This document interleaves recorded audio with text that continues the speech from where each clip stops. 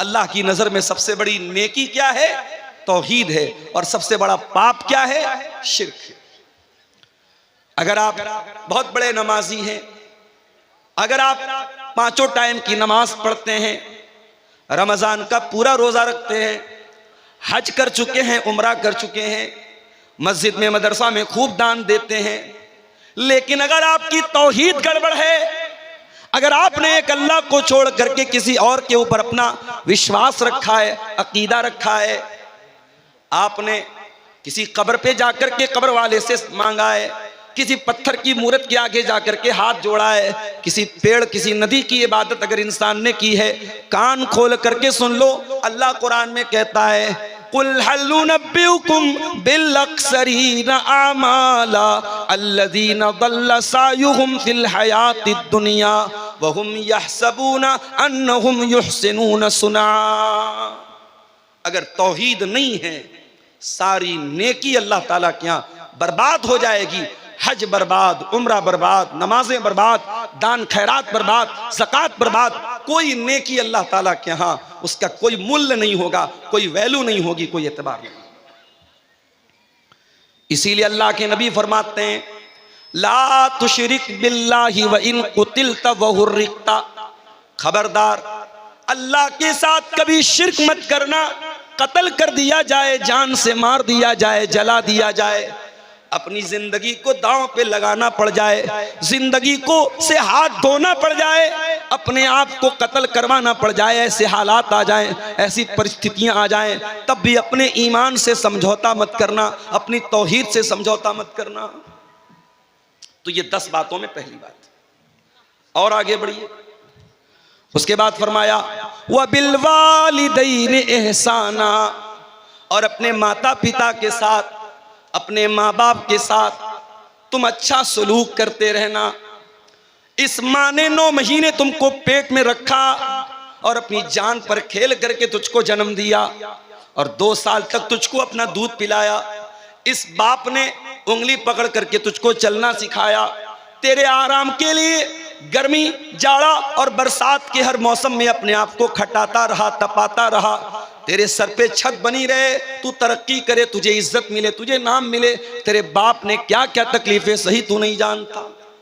अपने माता पिता का सम्मान करो, आदर करो, अपने माँ बाप की इज्जत करो, उनके साथ हमेशा अच्छा सलूक। और अगर तुम्हारे माँ बाप बूढ़े हो जाएं, तुम्हारे पास जवानी है और तुम्हारे माँ बाप तुमको बुढ़ापे में मिले हैं, खबरदार कोई ऐसा काम न करना, कोई ऐसी हरकत न करना कि बूढ़े माँ बाप की आंखों में आंसू आ जाए। फरमाया इम्मा यबलुगन्न इंदकल किबरा अहदुहुमा औ किलाहुमा फला तकुल लहुमा उफ्फिन वला तनहरहुमा वकुल लहुमा कौलन करीमा। अच्छा, আপনারা কি এইভাবে দাঁড়িয়ে থাকবেন? লোকজনকে কষ্ট দিয়ে আপনারা খুব নেকি কামাতে এসছেন নাকি? এদিকে যতটি লোক আছে, লোকগুলা যদি না বসে তো ভলেন্টিয়ারদেরকে বলছি তোমরা এরাকে টেনে ফেলে দাও, বাহির করো, রেখে বাহির করো, রেখে এখান থেকে। আর তোমরা এখানে দাঁড়িয়ে আছো, দাঁড়িয়ে কোরআন হাদিসের কথা শুনতে হয়? এত ভরি ভরি জালসা শুনছো আর আমল কিছুই নাই তোমাদের। এই সামনে দিয়ে কেন তোমরা দাঁড়িয়ে আছো? বসো। একবারে হায়া শরম একবারে বিক্রি করে ফেলেছে, বসে যাও। এই সামনেখানে এখানে কেউ দাঁড়িয়ে থাকবে না। चलिए शुरू कीजिए। फरमाया तुम्हारे वालिदैन, तुम्हारे माँ बाप अगर बूढ़े हो जाएं और तुम जिंदा हो, तुम बाकी हो, तुम्हारे सामने माँ बाप बूढ़े हो जाएं, फला तकुल लहुमा उफ्फिन, तो खबरदार अपने माँ बाप को उफ भी मत कहना, वला तनहरहुमा, उनसे डांट करके, उनसे बदतमीजी के साथ कभी बात मत करना। सारे जमाने के लिए अच्छे हो तो क्या हुआ, अगर अपने माँ बाप के लिए अच्छे नहीं हो, माँ बाप से अदब से बात नहीं करते, तमीज से बात नहीं करते, तो तुम अल्लाह की नजर में एक अच्छे इंसान नहीं हो, एक अच्छे मुसलमान नहीं हो। उसके बाद फरमाया वकुल लहुमा कौलन करीमा, और जब भी अपने माँ बाप से बात करो, नम्रता के साथ बात करो, आदर के साथ बात करो, नरमी के साथ बात करो, कोमल स्वभाव के साथ बात करो, अच्छे लहजे में बात करो। उसके बाद फरमाया वक़्फ़िज़ लहुमा जनाहज़्ज़ुल्लि मिनर रहमा वक़ुल रब्बिरहमहुमा कमा रब्बयानी सगीरा। और अपने माँ बाप के लिए अपने नरमी के बाजू को बिछा दो, उनके लिए अपने आप को छोटा कर लो। कभी माँ बाप से ऊंचा बनने की कोशिश न करो, उनसे बड़ा बनने की कोशिश न करो। और ये दुआ भी अल्लाह ने सिखा दी, हर बच्चे को, हर लड़के को, हर लड़की को अपने माता पिता के लिए दुआ करनी चाहिए, रब्बिरहमहुमा कमा रब्बयानी सगीरा। ऐ परवरदिगार, ऐ अल्लाह, ऐ हमारे पालनहार, हमारे माँ बाप ने बहुत कष्ट सह करके हमको पाला है, बहुत तकलीफ सह करके हमको पाला है। ऐ अल्लाह तू हमारे माता पिता पर दया फरमा, कृपा फरमा, रहम फरमा, करम फरमा। माँ बाप मेरे भाइयों हमारे वजूद का जरिया बनते हैं। चुप हो जाओ भाई, काहे बोल रहे हो बार बार, चुप हो जाओ, खामोश रहो। बात करना है थोड़ा दूर जाके बात करो, स्टेज के पास बात मत। फिर तुम्हारा ऐसा एखने जमा हो गया। फरमाया कि अपने माँ बाप के साथ कमेटी नरमी के साथ बात करो।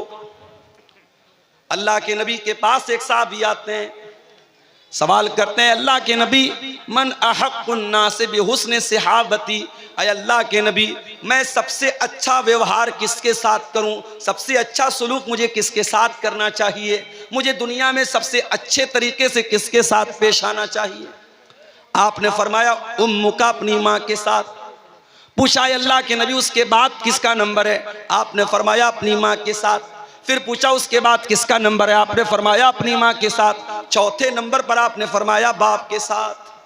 माँ का हक ज्यादा है, माँ ज्यादा कष्ट सहती है, माँ ज्यादा तकलीफ उठाती है। माँ का नाम अल्लाह के नबी ने 3 बार लिया है। मेरे प्यारे साथियों, हम माँ बाप के साथ जितना भी अच्छा सलूक कर लें, हम उनके एहसान का बदला नहीं चुका सकते, उनके एहसान का बदला नहीं उतार सकते।